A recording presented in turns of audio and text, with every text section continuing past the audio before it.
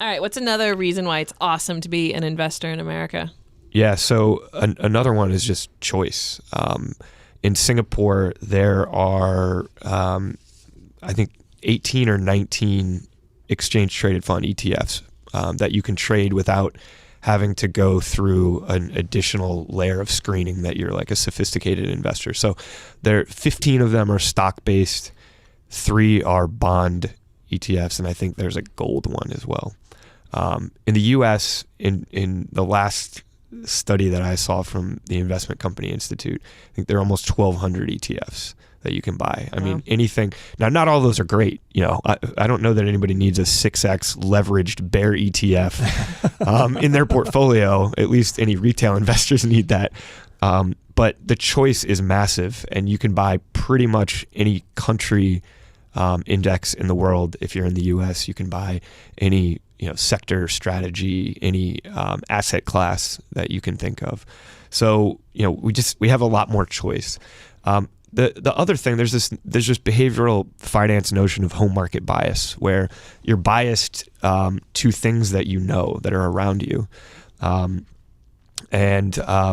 most, to use Canada again as a stark example, the Canadian stock market writ large represents somewhere around 3, 4, 5% of global stock market capitalization. Canadian investors, according to a survey that was done a couple of years ago, own 60% or more of Canadian stocks. So, and the Canadian market is pretty well concentrated in financial stocks, in energy stocks, and in utility stocks. So that's about 70% of the market is just those 3 sectors.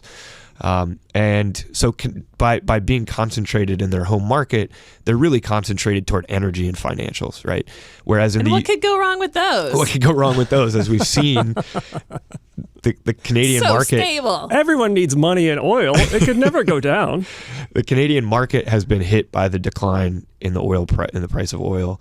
The Canadian currency has been hit by the decline in the price of oil. Canadian real estate, particularly in oil-producing regions like Alberta, have been hit by the decline in the price of oil. So you're saying now is the time to move to Canada? And now is the time to vacation in Canada if you're living in the U.S. and paying in U.S. dollars, because it's about 30% cheaper than the U.S. dollar right now, and it's not been this cheap in at least 10 years.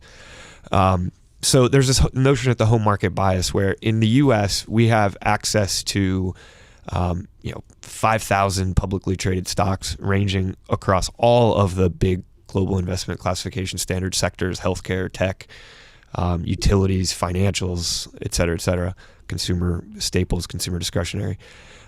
In other countries, you just don't see a lot of those companies. You don't see enough of those companies in those sectors to make it worth your while. So there are consumer discretionary stocks in Canada, but there isn't enough to make a whole sector out of them, right? Like you have Lululemon and you have a few other brands like that, but it's more acute in overseas markets. The smaller the stock market, the more acute it is, of course. And so, the U.S. market is the largest. It has the most choice. I think that's something that we take for granted, that if you can just buy the S&P 500 and you'll probably be okay, as John Bogle, founder of Vanguard, always says, as Warren Buffett has said. And in other markets, if you're buying the country index, you're by and large you're betting on a fairly concentrated slice of the overall stock market pie. And if you buy the S&P 500 too, you're more likely to get these companies that are truly global companies. So even if you just stick with the U.S. market in that part of your portfolio, you're still getting an exposure to the rest of the globe through these companies like McDonald's and Walmart and all these companies that do business overseas.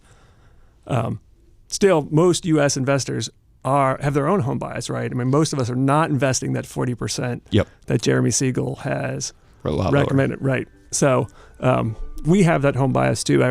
One thing that I often read about is how people in Atlanta are overinvested in Coke because the headquarters is there.